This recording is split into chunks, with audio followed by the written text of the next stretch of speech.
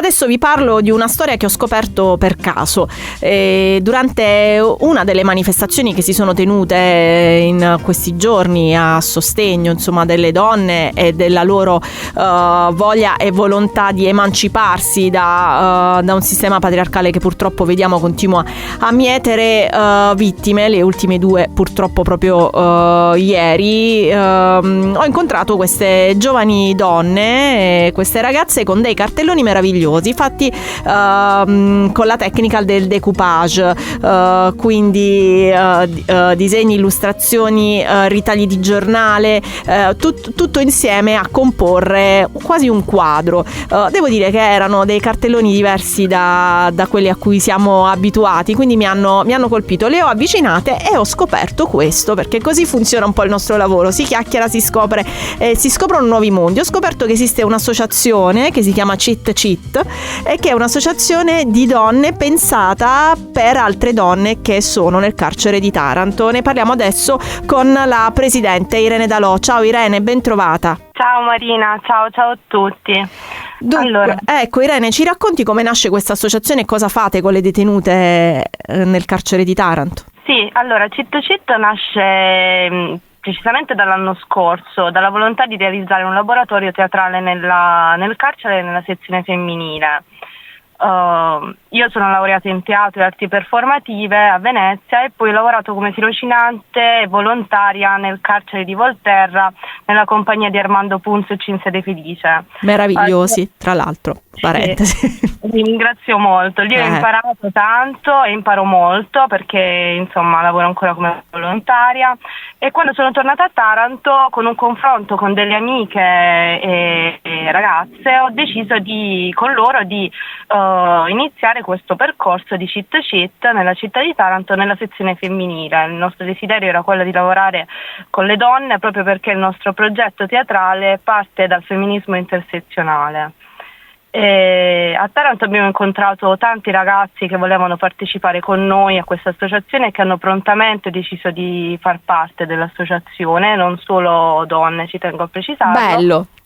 E quindi collaborano con noi. Al momento non riescono ad entrare perché per entrare in carcere ci vogliono una serie di autorizzazioni certo, che richiedono del tempo. E nulla, noi entriamo ogni mercoledì a fare queste lezioni di teatro nel senso meno tradizionale del termine. È una ricerca teatrale che parte dallo studio di libri, di testi teatrali, di visioni di filmati.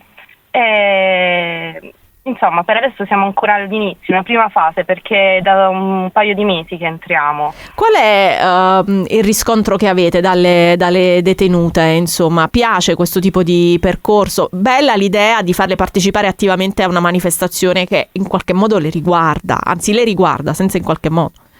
Sì, infatti diciamo che quella giornata in particolare della realizzazione del cartellone è stata molto, molto partecipata. Le partecipanti del corso accolgono i discorsi, le letture con molto, molto interesse, perché si parla di donne, diciamo, quindi anche le problematiche e le cose un po' che possono sembrare meno problematiche, diciamo, all'esterno, come, non so, la tematica delle mestruazioni.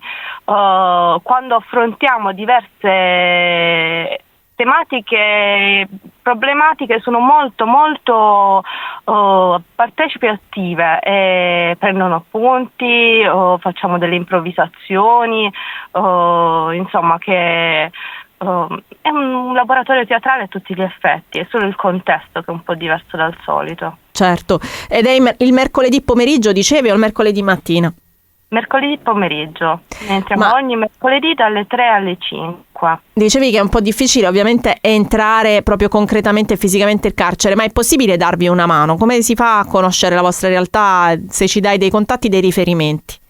Sì, allora noi abbiamo una pagina Instagram che si chiama Cheat CIT, ODV e TS, e poi una mail citcit@gmail.it, al quale ci possono appunto contattare. Ci contattano un sacco di persone giusto per conoscere la nostra realtà. Io invito tutti a scriverci, a contattarci per condividere anche solo pensieri o creare delle reti di relazioni, perché insomma nel territorio è bello che si creano delle reti, che ci si comunica quello che si sta facendo e quello che si ha volontà di fare.